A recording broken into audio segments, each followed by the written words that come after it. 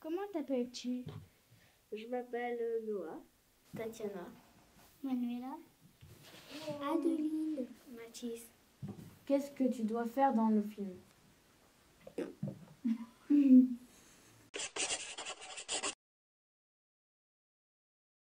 L'idée, c'était un petit peu de faire un film noir, s'inspirer des films noirs connus. Et Jules, il m'a apporté ce côté un peu absurde et très décalé. Du coup, ça a donné l'histoire de Stan, un élève très intelligent, qui a 1 heure pour retrouver la Madeleine de Marcel, dans un univers totalement déjanté, avec de l'humour absurde absolument partout. Pour préparer le court-métrage, on avait décidé d'aller 3 fois au village pour enfants, 3 week-ends. Dès le premier week-end, on a décidé de faire des castings. Et on s'est très vite rendu compte qu'on devait réadapter le scénario en fonction des enfants. Parce que là, le scénario, il parlait beaucoup trop et les enfants avaient beaucoup de mal à retenir. Jusqu'à ce qu'on rencontre la petite fille qui a du coup eu le rôle principal, qui s'appelle Adeline. Et on a décidé de changer le scénario pour l'adapter au mieux. Du coup, Stan est devenue Mélanie, la meilleure enquêtrice de l'école. Quand tu as été puni pour avoir lancé une boulette de papier. Et tu passais à côté de Marcel? Et durant tout le tournage, toute l'équipe a vraiment été surpris par son jeu, sa concentration, mais aussi son intelligence. Elle comprenait des concepts pour son âge qui étaient absolument incroyables. La deuxième fois qu'on est retourné au village, on avait un petit peu peur de pas réussir à faire le scénario complet et l'histoire qu'on voulait faire. Mais heureusement, on a rencontré 4 enfants. Donc on a rencontré Mathis, on a rencontré Souleymane, Yobista et Noah. Pourquoi tu parles avec ses doigts? T'es malade? T'es pas censé m'entendre là. Que ce soit au niveau de leur diction ou de leur capacité de concentration pour jouer, on était vraiment rassurés. Le premier jour de tournage, il a été quand même un peu plus difficile que les autres parce que c'était celui qui était le plus chargé. On avait quelques plans techniques à faire. Puis les enfants avaient jamais vraiment été devant la caméra avec d'autres enfants autour d'eux. On avait d'autres scènes où il y avait beaucoup de figurants. Alors c'est vraiment pas facile de gérer des figurants et encore plus quand c'est des enfants.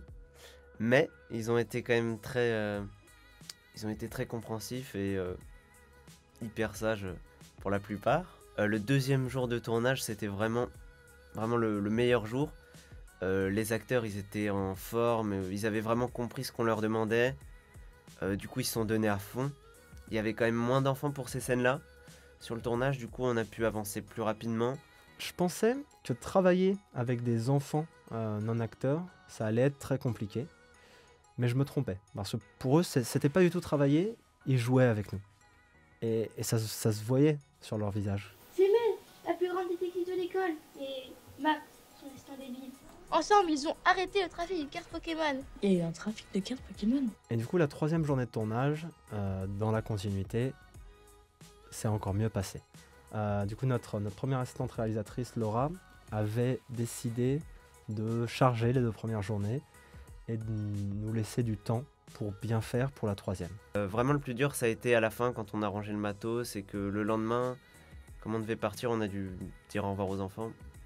Le projet en lui-même, c'était avant tout un projet que je voulais faire avec des amis, mais c'était aussi un projet personnel parce que je voulais depuis un moment tourner un film avec des enfants.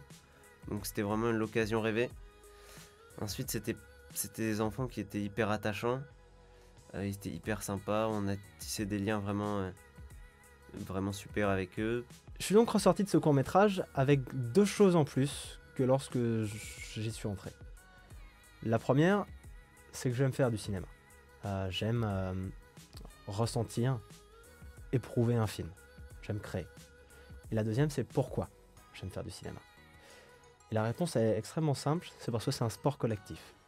C'est parce que on a une équipe, on a des acteurs, et on y met tous un peu une part de nous-mêmes pour faire le film. Et c'est exactement ce qu'on a fait avec les enfants et l'équipe là-dessus.